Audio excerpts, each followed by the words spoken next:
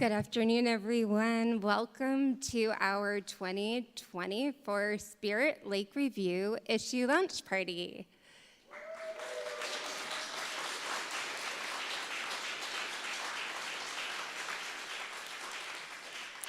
I'm faculty advisor Cara Condito, and that was our fabulous humanities department colleague, Michael Lambert, who is a person of too many talents to name. You've heard from the musical side, also a poet, a gifted teacher, and knows a thing about cables and microphones, thankfully.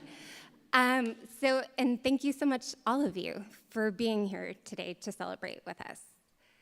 English 2050 Literary Magazines is not a course for the faint of heart. It's not just like read some books, take a test, write a paper, which is also hard, right? We produce an annual issue of a literary magazine. Starting in late January, the students of 2050 begin fielding, discussing, and debating submissions. At some point, we make selections. Those submissions get copy edited, they get paired with visual art submissions, and everything gets designed, produced, and delivered for the public in what feels like an impossibly short amount of time. One thing that I admire so much about the students of 2050 is their willingness to persuade one another of their views on a particular poem or piece of prose, and also their willingness to be persuaded. And the sheer fact that they invest themselves into a work of art, be it a poem, a story, or a photograph, in something that has nothing to do with them personally. And yet they take so much pride and put so much passion into it, and they do all of it with civility. Not to say that we don't have some inside jokes and snark. It's an evening class, right? We're a close-knit group at this point. But it is so heartening to see the kind of discussion, debate, and passion for art and creative process that takes place in that class. So I want to offer some special recognition to those students tonight. First, Editor-in-Chief Nicole Krebs, please stand.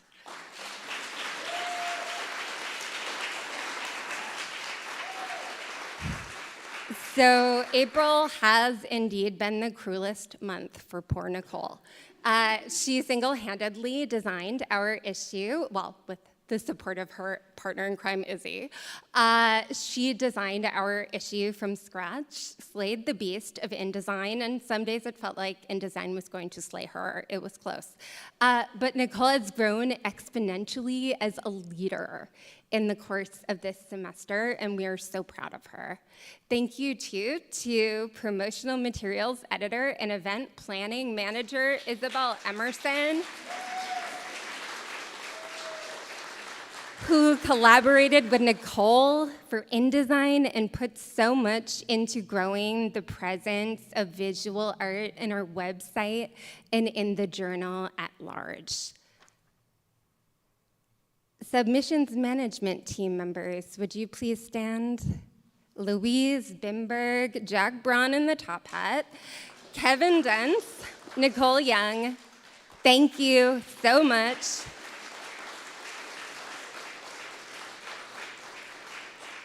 Those weekly submissions packets did not make themselves, guys, and their spreadsheets saved our lives on many occasions, so thank you so much for your work.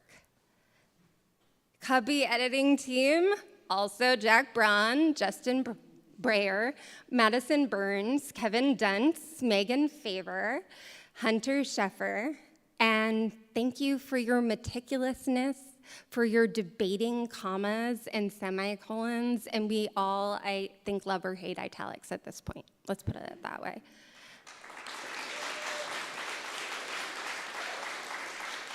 Social media team members, Louise Bimberg, Madison Burns, Maddie Olson, Brooke Schindler, thank you for being our mouthpiece, for being so classy and making us look so good. Thank you.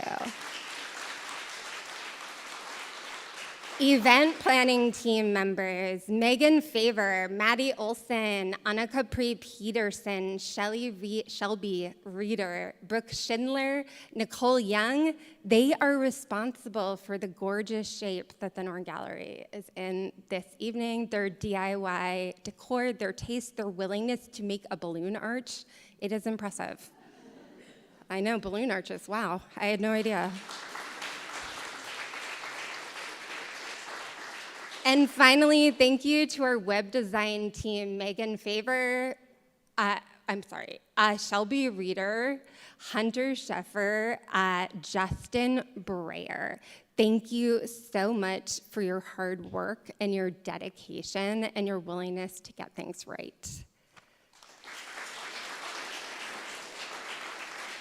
Finally, SLR is also grateful to the UW-Platteville faculty and staff who've supported us so much this semester. Academic Department Assistant Sarah Collar, I think, was our lifeline many times when it came to printing jobs and designing of promotional materials. She's been invaluable. She also makes sure the interns get paid. Chair of Humanities, Dr. David Gelada, for, signing off on some funding or something, I don't know. I just asked for it. And thank you, Assistant Professor Dr. Laura Roberts, for providing the InDesign training for Nicole and for others.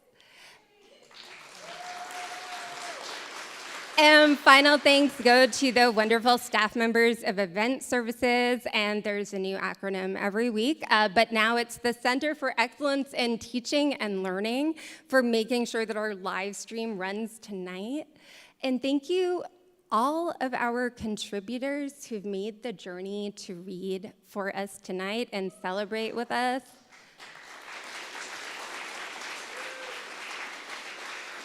So without further delay, I'm going to sign it off to the evening star, MC Michaela Favor. Michaela's a sophomore at UW-Platteville. Oh my goodness. I knew I was going to do that.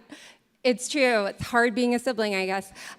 So anyway, Megan Favor is our MC, and her older sister, Michaela, was a member of the SLR team back in 2022, and I told myself I wasn't going to do that, and here I am.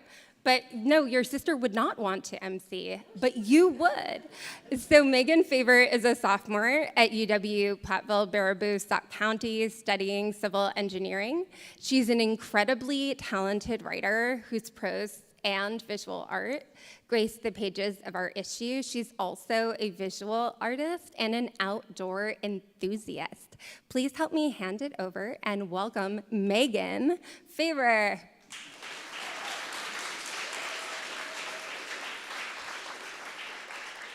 Thank you, everyone, for making it out tonight. I know we've all worked so hard, and we're so glad that you can come and see what we've been up to this past semester. Out of my own curiosity, has anybody traveled to come here over 5 hours? No? All pretty local? Pretty good. All right.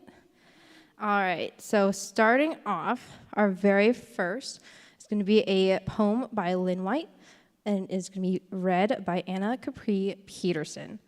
Somewhere else, the birds are singing.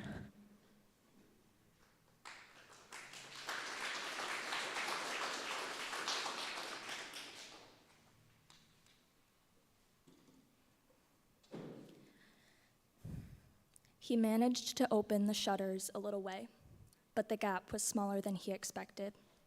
He eased his head and shoulders inside. The rest of him, his arse and legs, remained outside, covered in a blanket. Then, as dawn broke, covered once more by a blanket of early spring snow. He was hungry. He was always hungry. Somewhere, the birds are singing, he thought. Somewhere else, the birds are singing.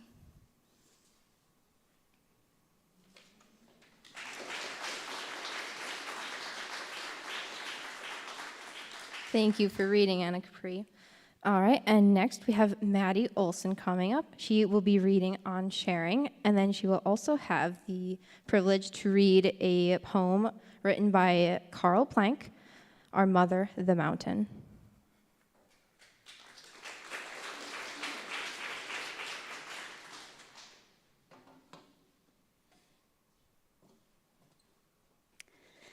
Henrietta died today, and I burnt the last egg she laid.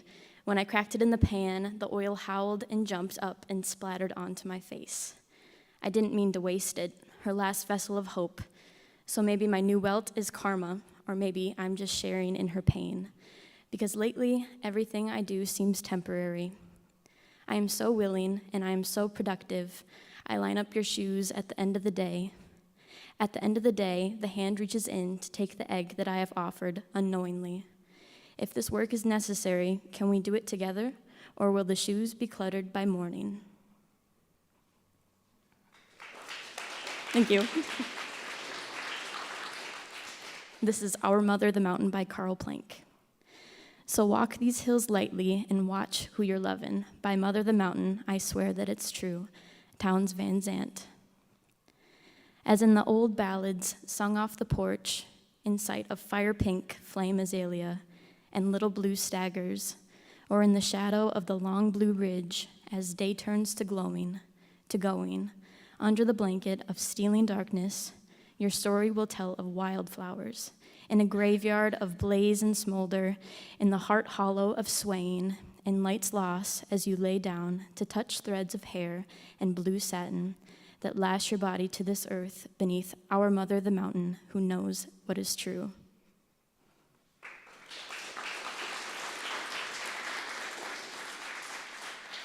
Thank you, Maddie. All right, and next, Isabel Emerson will be reading Another Living Funeral.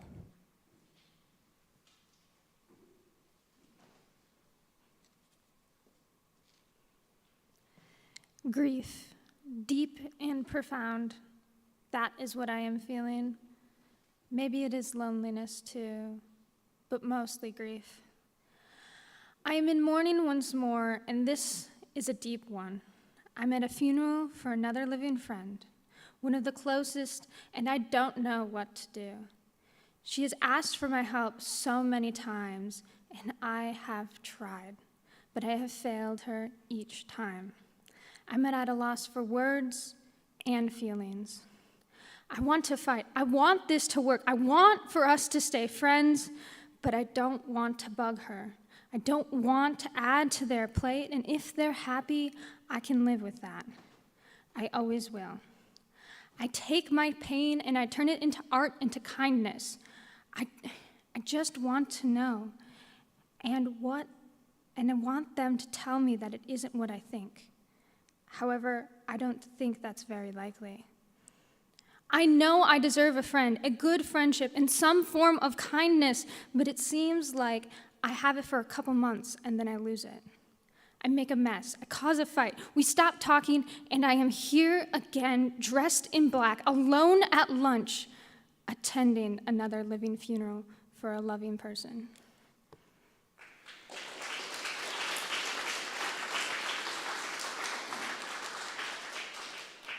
Thank you, Izzy. And next we are going to have a video recording of Banu Zan with her two pieces, Anar and Full Circle.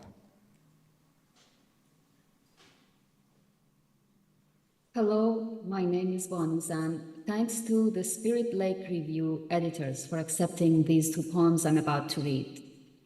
The first one is Anar. This bowl of blood, this chest of rubies, sweet and sour and thirsty, that splashes the concubine and the king, the breast of princess, sovereign in her ripeness. Between desire and abstinence, the scent of nature's geometry, juicy jewels, unbruised and transparent, like naive political statements, red crystals in a crystal bowl, showered in flower feather, like mourning mother's nightmares packaged as dreams. This heart holds all the seeds for a pomegranate garden of utopian saplings, this fist on the mouth of plunder. The second poem is Full Circle. I too cry, says the cloud, after the assault of winds. The sky looks away. In my town, the bed doesn't consent to love. I voice inaudible protests. The trees shield the house. In the city of poetry, a soldier gropes my breasts on the street. My lover turns around and kicks him. In the next scene, a woman I love forces herself on me. Her muscles pin me down. It all ends with the man I love. I touch him against his will. He turns away. I grope again. Thank you for listening.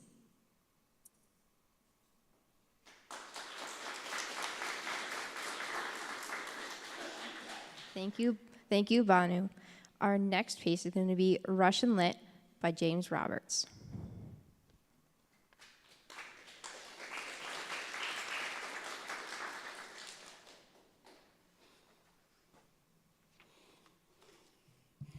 I see I'm not the only one wearing a top hat today.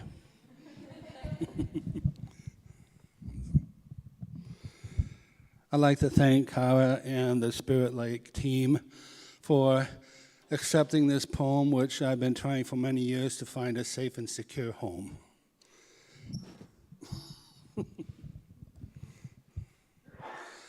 Russian Lit.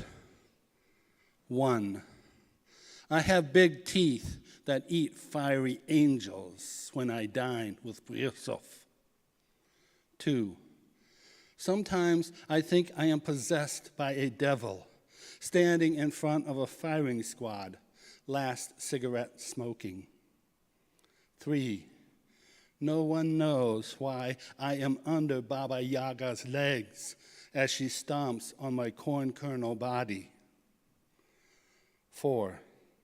Page after turning page, I fight pistol duels with Pushkin's poetry in Cyrillic, a language of all sharp angles and no bends. 5. What is it about winter in Russia?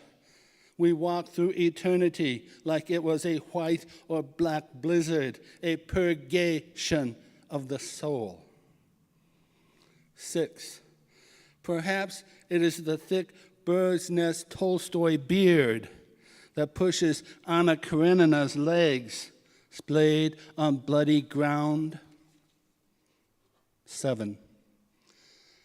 I live my exile in a small Siberian village, reading Lithuanian poets who write about war and rain and forests, as if I do not already know about war and rain and long, dark forests. 8. Oh, those poor deluded priests who roam a vast land with their icons and gold and heavy crosses too much to bear on the altar of secular knowledge. 9. How many books can one read on the train from Moscow to Vladivostok, drinking samovar after samovar of black and bitter tea? 10. And at the end, it is only Alyosha Karamazov who asked the right question from God, but received the wrong answer. Thank you.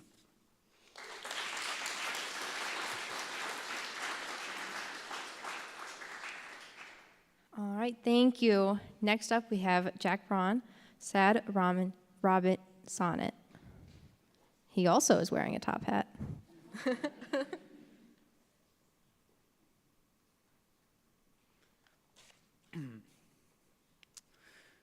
The robins stayed too long this year, and their heads dampened from melting snowflakes.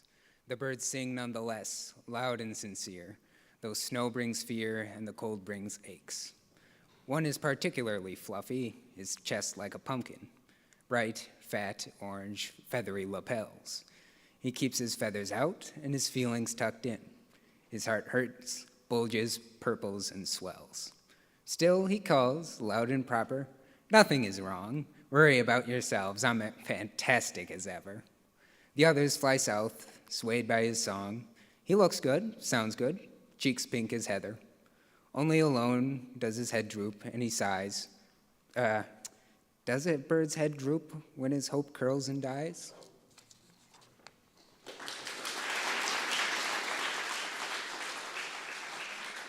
Thank you, Jack. And next we have Christian Petrov-Iliev, A Harpoon Finds You.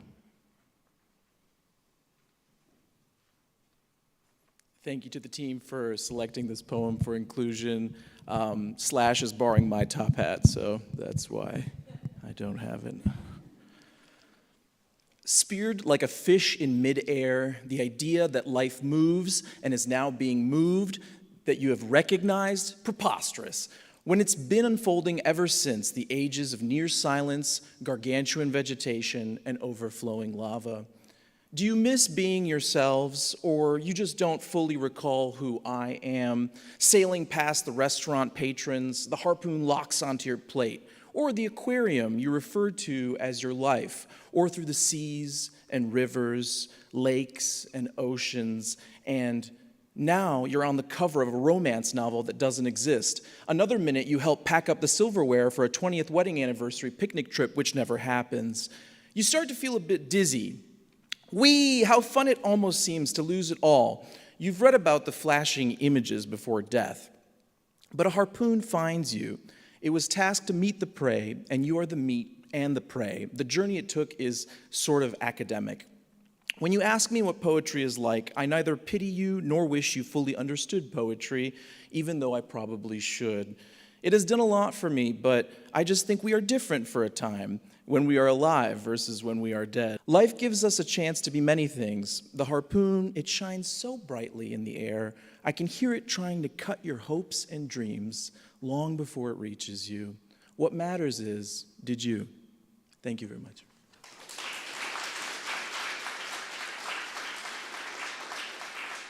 Thank you, Christian. And now we are going to have a 5-minute intermission. So please, there's catering back there. There's plates and napkins. Make your way down the line. If you need to use the restroom, straight out that door to the right. We'll be back in 5 minutes.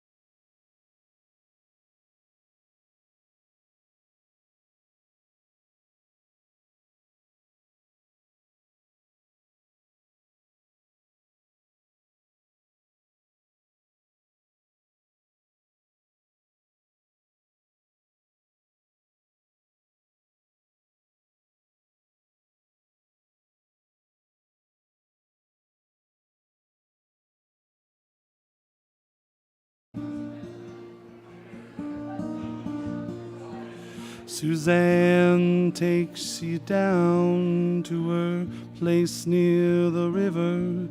You can hear the boats go by. You can spend the night beside her.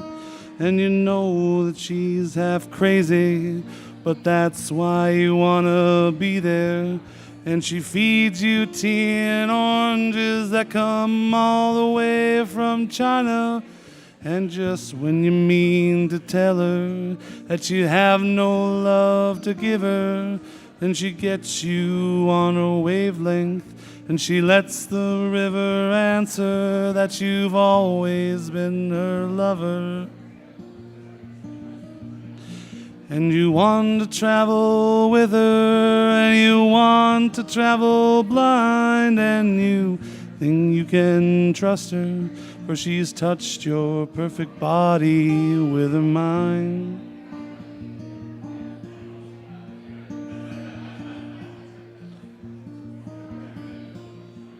And Jesus was a sailor when he walked upon the water, and he spent a long time watching from his lonely wooden tower. And when he knew for certain only drowning men could see him, he said, all men will be sailors then, until the sea shall free him. But he himself was broken long before the sky would open. Forsaken, almost human, he sank beneath your wisdom like a stone. And you want to travel with him, you want to travel blind, and you think maybe you'll trust him, for he's touched your perfect body with his mind.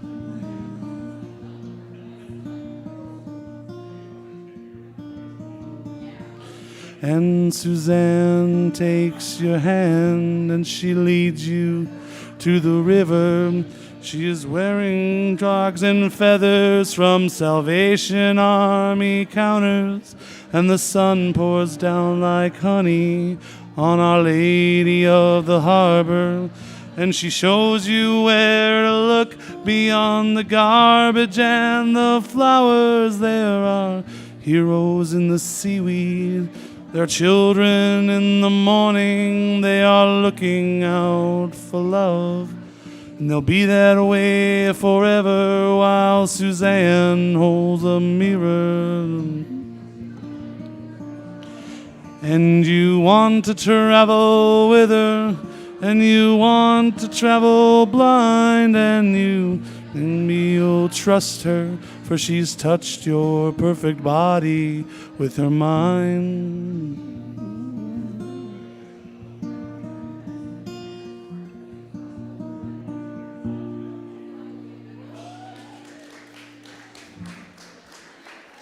Thank you.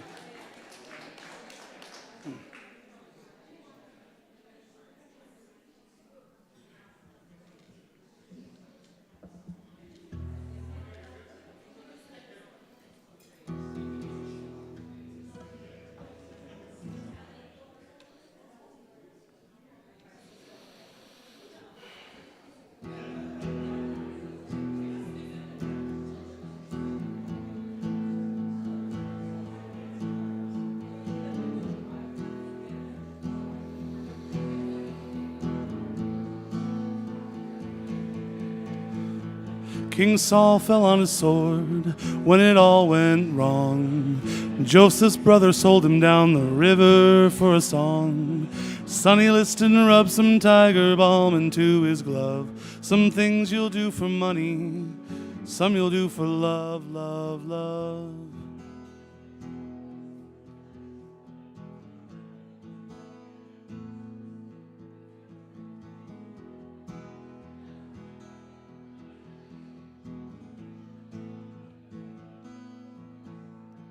Raskolnikov felt sick, but he couldn't say why. When he saw his face reflected in his victim's twinkling eye. Some things you'll do for money, some you'll do for fun, but the things you do for love are gonna come back to you one by one.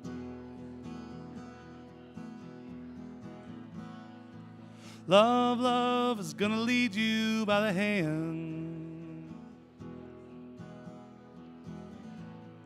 into a wide and soundless place.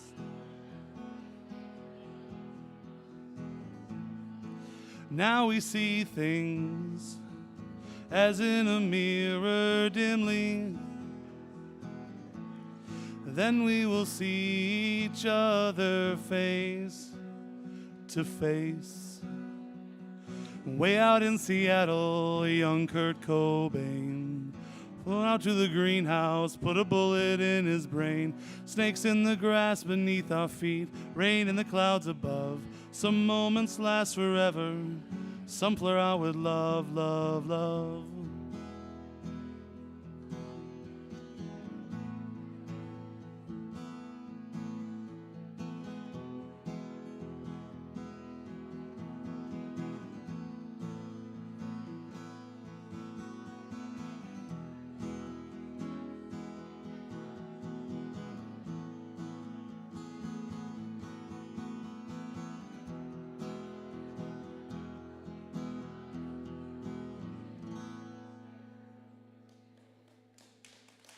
Thank you.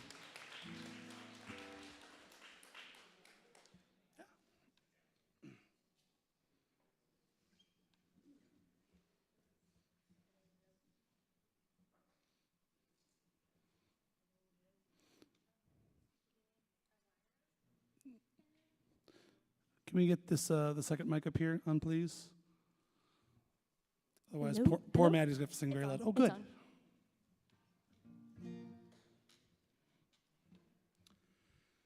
Shall we? We shall.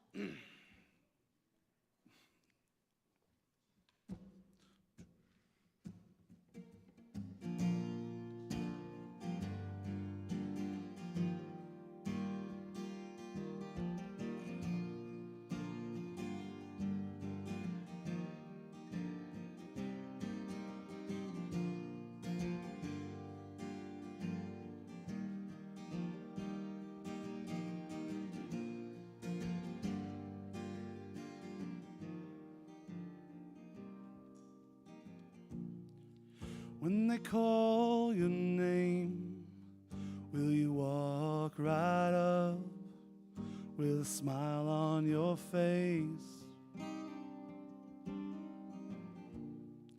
Will you cower in fear in your favorite sweater, in an old love letter? I wish you would. I wish you would come pick me up, take me out, fuck me up, steal my records, screw all my friends. They're all full of shit, with a smile on your face. Then you do it again. I wish you would.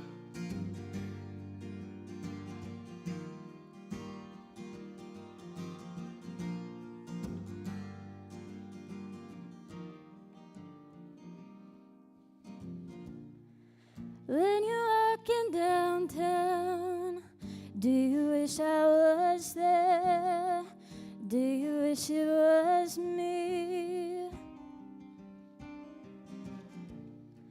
With the windows clear and the mannequin's eyes, do they all look like mine? You know you could. I wish you would Come pick me up, take me out, fuck me up, steal my records, screw all my friends behind my back with a smile on your face, then you do it again. I wish you would.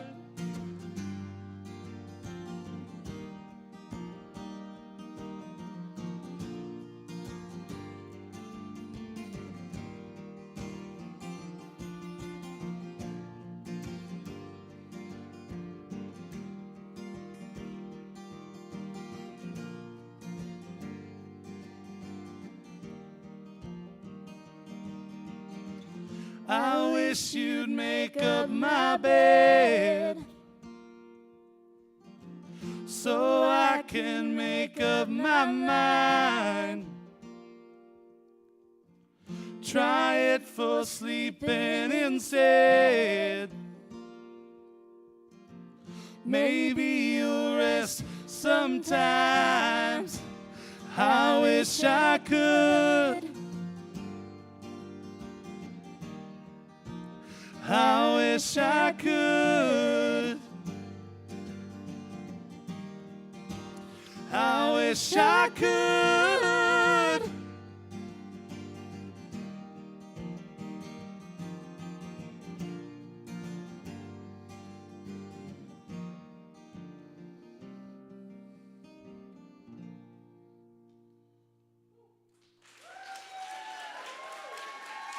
Thank you.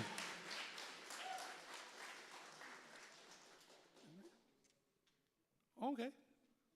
One more? Sure.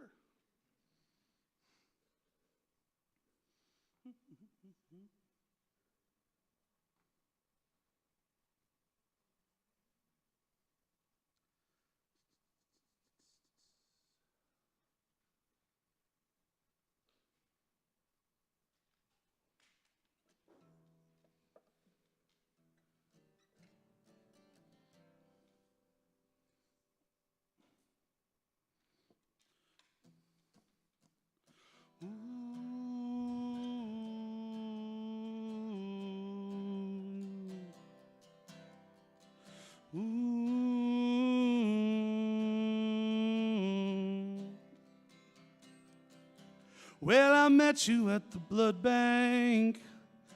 We were looking at the bags, wondering if any of the colors matched any of the names we knew on the tags.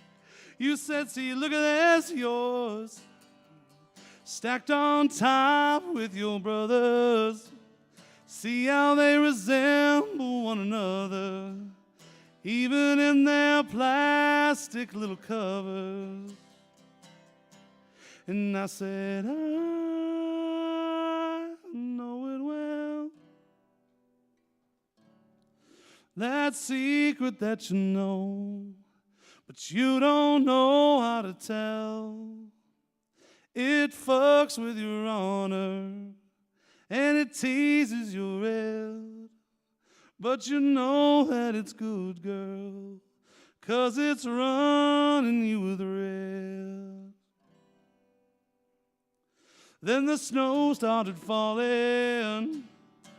We were stuck out in your car. You were rubbing both my hands, chewing on a candy bar.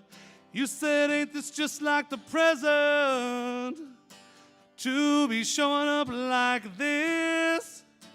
There's a moon waning crescent. We started to kiss. I said, I know it well, that secret that you know, we don't know how to tell. That would have helped, wouldn't it? I'm in love with your honor. I'm in love with your cheek. What's that noise up the stairs, babe? Is that Christmas morning creeps? And I said, I know it well. And I know it well. I said, I know it well. I said, I know it well.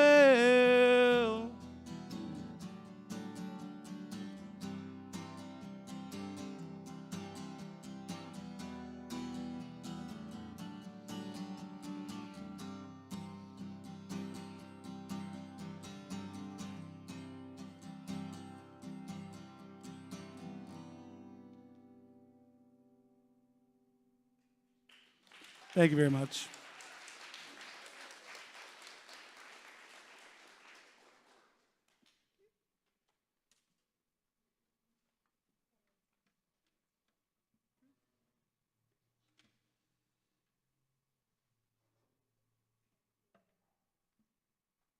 Max McNett, everybody.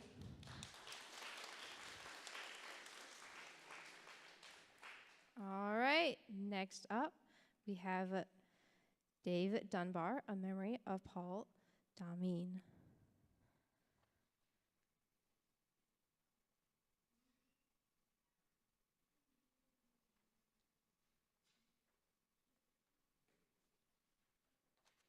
They found your body floating in the Mississippi River off of Rock Island, Illinois. I'd spoken with you a few weeks earlier by phone, and you asked me to come and visit.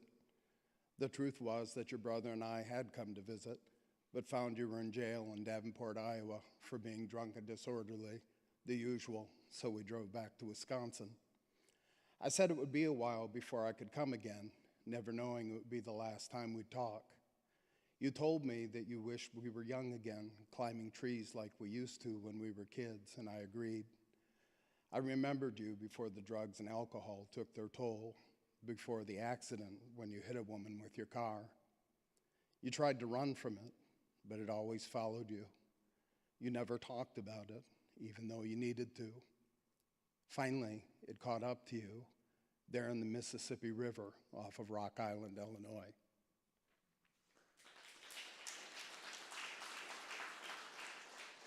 Thank you, Dave. Next, we have Angie Trudell Vasquez.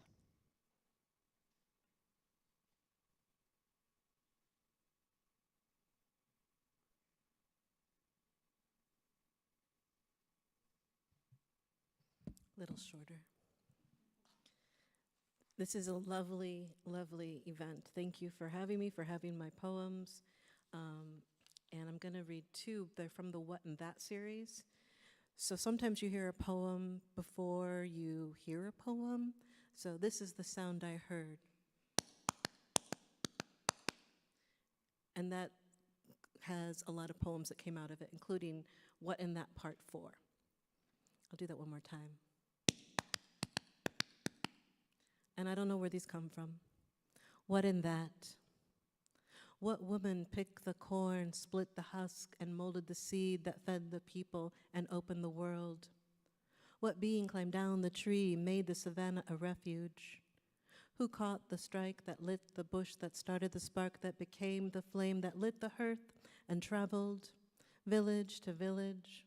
Hollowed horn of smoldering smoke that started the fire that cooked the kill, that fed the self to grow so big?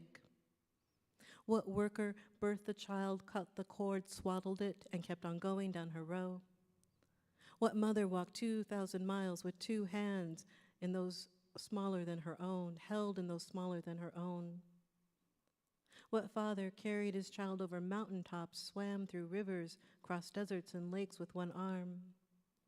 What prisoner pierced the lock, walked out into the sunshine? What grandparent let her daughter sleep while the child rose, bathed its skin in rosewater and lavender, sang songs of ones and twos until it cooed back ohs and ahs, blowing bubbles? What women picked the corn, split the husk, and spilled the seed that fed the people and opened our world? What in that part 4? What tongue yells out names behind a hotel door to the attorney on his knees, head blows, hurling? Who records their calls, his screams? Blood on the white carpet pools. Did you turn the channel? Write a letter to your people? Shake the prison bars of your mind, your spine unfurling, taking shape? All these years with children incarcerated, stop shopping there. Cry at night your prayers for the ones with ice. What factory workers exposed cribs built for child bodies when on strike? What small brown hands pick the lock, open the cell door, walk out into the sunshine for the first time? Thank you.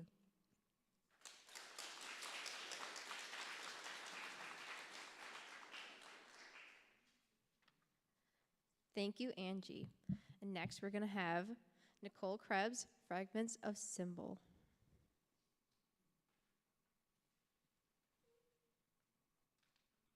I also need this shorter. Symbol is hideous, but comforting. We are alone, but symbol makes me feel safe. Symbol is the only one there for me, enveloping me in a frigid, icy hug. Symbol doesn't want me to leave them, symbol wants me to stay in the bleak and shadowy abyss that symbol always resides. I don't want symbol to go, for if they do, I will truly be alone. But symbol also gulps down the bit of life left in my feeble body and stores it like water, as if symbol were a camel in the desert. How do I let go of symbol when they are a part of who I am?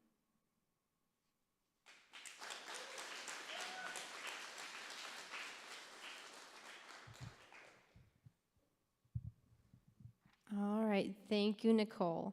Next up, we have a poem read by Dr. Alyssa Holland. She's going to be reading Ursula Stark's Mother Flower in English and Spanish.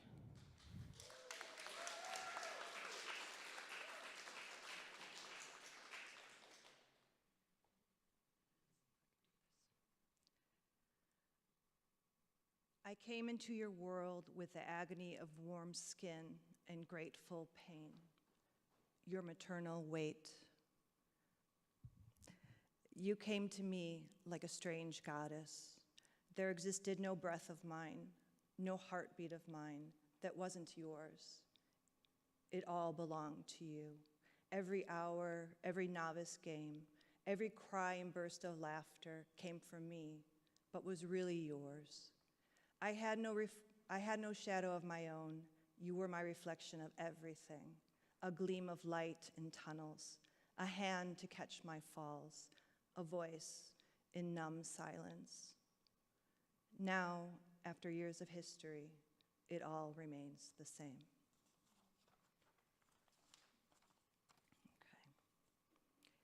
Okay. Llegué a tu mundo con el desgarro de pieles tibias y dolor agradecido, tu maternal espera. Llegaste a mí como diosa extraña. No existió mi respiro, no existió mi latido que no fuese tuyo. Todo pertenecía a ti, cada hora, cada juego inexperto, cada llanto y todas las risas salían de mí, pero eran tuyas. Sombra propia no tuve. Fuiste mi reflejo de las cosas, brillo en los túneles, mano en las caídas, voz en el silencio entumecido. Ahora, después de años históricos, todo sigue igual.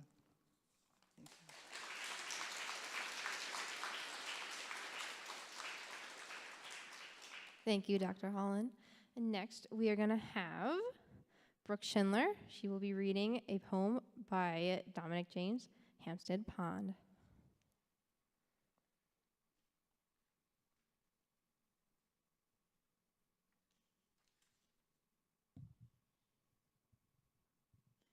Overhead, black foliage droops branches in the pool. I dare not touch the bottom, do not touch the top.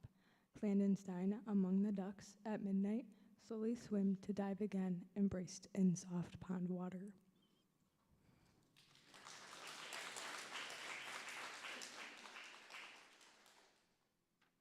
Thank you, Brooke.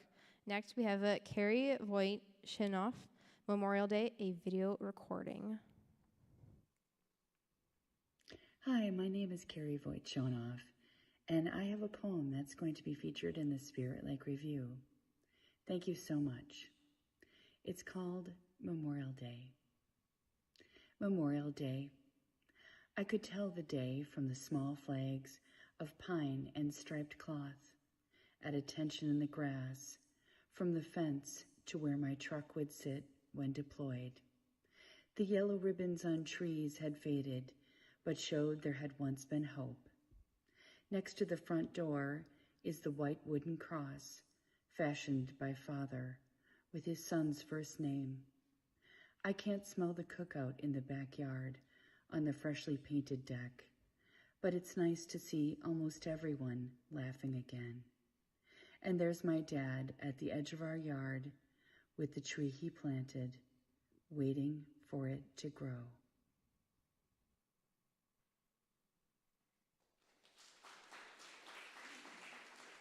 Thanks to Carrie. Next, we're going to have Max McNett. Max dreams of breakfast with David Bowie and Prince.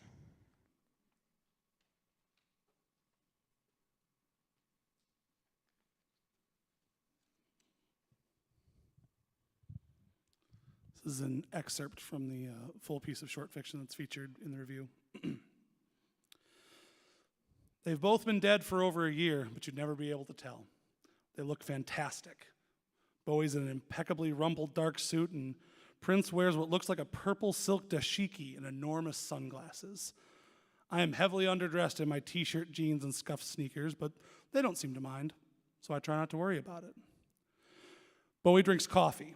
He takes it just like my grandma does. Black and piping hot, burned mouths be damned.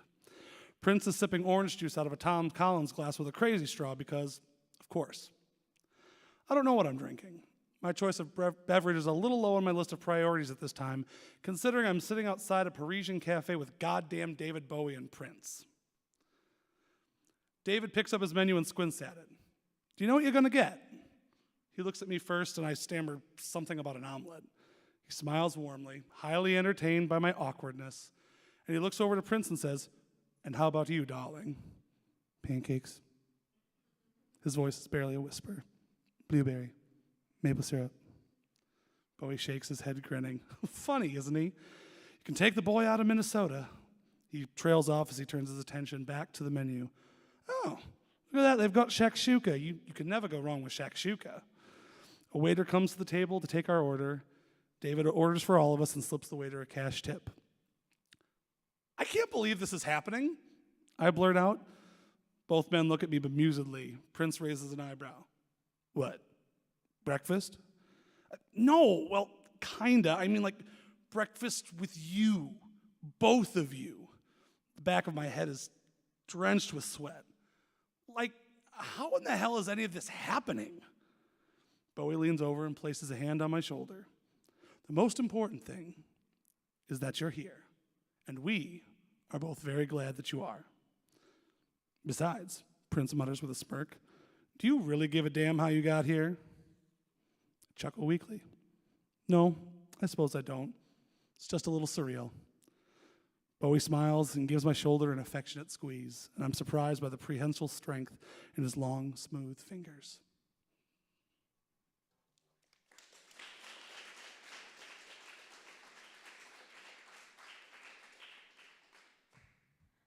Thank you, Max. And next, we're going to have Dr. Cara Candido read At Costco by Matthew Gwinnett.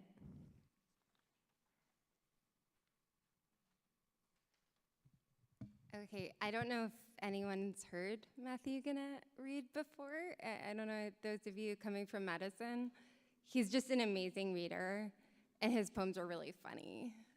So, I don't know. It's going to be a challenge. At Costco. We parked among the ominous minivans. Would you like a remote-controlled toilet with your giant wheel of cheese? A lazy boy for your cat? I'm pretty sure we saw a mom beg for mercy. A dad in an Ozzy Osbourne t-shirt passed out on a couch after too many samples. Some kid ripped open a bag of chips before a waterfall on one of those 85-inch TVs. We thought that was genius. but not the cramped, non-ergonomic, inflatable hot tub. It seemed a fight might break out somewhere between the ransacked liquor and the ransacked underwear. And like sailors lured to the rocks is how the food court worked on our kids. You take the power of a glorified Hot Pocket, slice it open, drop in the miserable hot dog, scrape on cheese from a pizza made by a robot, and voila, the last-ditch supper. Each bite takes about an hour off your life. I've done the math. Imagine forgetting in Costco everything you had to remember. Imagine if they sold funhouse mirrors or just one plastic spoon for everyone. We wanted to leave, but we couldn't. We had to wait in line first. The receipt checker had to check our receipt. They looked into our double-wide cart. They looked at us. They were there to ensure everyone felt suspicious.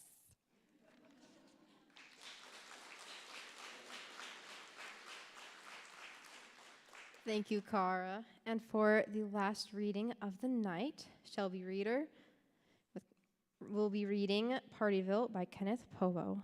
Time to party in Partyville.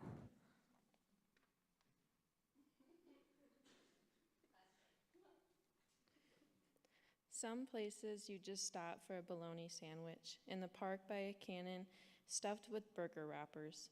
Then you go on to Madison, Milwaukee, Chicago. Air smells like hay. A farmer's been pitching deep into dusk. Wind jiggles a clothesline, disturbs an oriental poppy. A red ember lighting dreams you have once you get somewhere.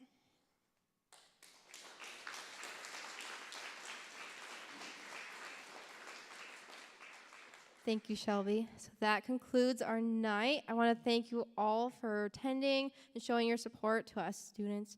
I'm going to hand it back over to Cara for closing remarks.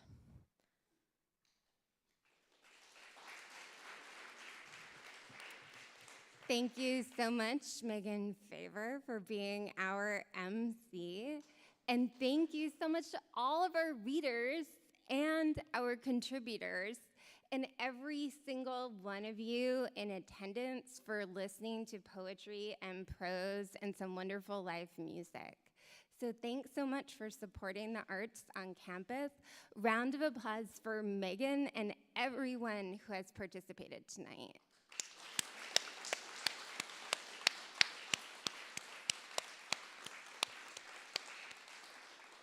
You can find our issue at www.spiritlake.review.com. It's up on the homepage. We have this room reserved for quite a while, so stick around. Keep eating snacks, please. We ordered them all. Take some home, and maybe you want to chat about what you heard tonight and catch up. So thanks so much, all, for being here.